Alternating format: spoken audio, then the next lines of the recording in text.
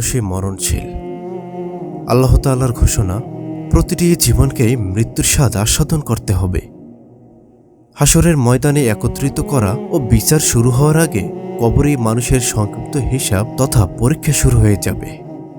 এ কারণে যারা দুনিয়ার জীবনে আল্লাহকে বেশি ভয় করে, তারা আখেরাতের প্রথম মঞ্জিল কবরের জীবন ও সংক্ষিপ্ত বিচারের সম্মুখীন হওয়াকেও বেশি ভয় করে থাকে।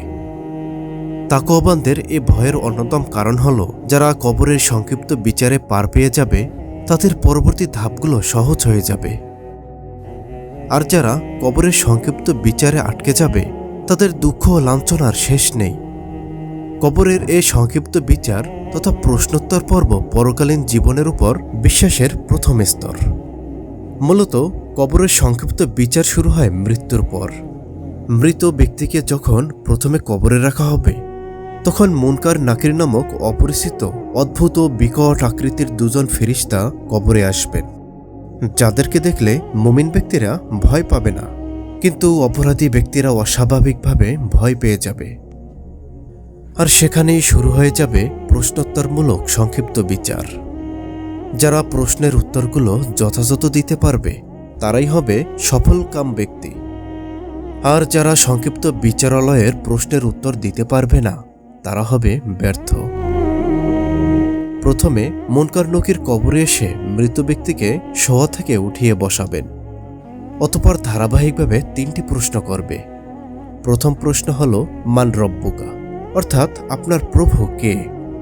যদি সে ব্যক্তি নেককার হয়, তবে বলবে, মহান আল্লাহ পাক হচ্ছেন আমার প্রভু। আর যদি সে মন্দ লোক হয়, তবে প্রশ্নের কোনো উত্তর দিতে পারবে না। এরপর তাকে দ্বিতীয় প্রশ্ন করা হবে, মান দীনুকা, অর্থাৎ আপনার দিন বা জীবন ব্যবস্থা কি? যদি সে লোকটি নেককার হয়, তবে বলবে, ইসলাম আমার জীবন ব্যবস্থা। আর যদি সে লোকটি মন্দ হয়, তবে প্রশ্নের কোনো উত্তর দিতে পারবে না। এরপর তাকে তৃতীয় প্রশ্ন করা হবে, মান হাজার রজল, এই ব্যক্তি কে? যদি সে ব্যক্তি নেককার হয়, তবে বলবে, তিনি তো হচ্ছেন আমাদের প্রিয় নবী মুহাম্মদ রাসূলুল্লাহ সাল্লাল্লাহু আলাইহি ওয়াসাল্লাম। আর যদি সে লোক মন্দ হয়, তবে প্রশ্নের কোনো উত্তর দিতে পারবে না। সে বলবে, আমি এ ব্যক্তিকে চিনি না, নাউজুবিল্লাহ। যারা এই প্রশ্নগুলোর উত্তর দিতে পারবে, তাদের কবরের সঙ্গে জান্নাতের যোগাযোগ স্থাপন করে দেওয়া হবে। জান্নাতের হাওয়া ও সুঘ্রাণ তাদের কবরে আসতে থাকবে। তাদেরকে বলা হবে, এখন তুমি আরামে ঘুমাও, নতুন বিবাহ করা দম্পতির মতো, যারা মনের সুখে ঘুমাতে থাকে। এভাবে তারা কিয়ামত অনুষ্ঠিত হওয়ার আগ পর্যন্ত এক ঘুমে পুরো সময় পার করে দিবে। আর যারা কবরের সংক্ষিপ্ত বিচারালয়ের 3টি প্রশ্নের উত্তর দিতে ব্যর্থ হবে, তাদের কর্ম অনুযায়ী কিয়ামত অনুষ্ঠিত হওয়ার আগ পর্যন্ত শাস্তি ভোগ করতে হবে।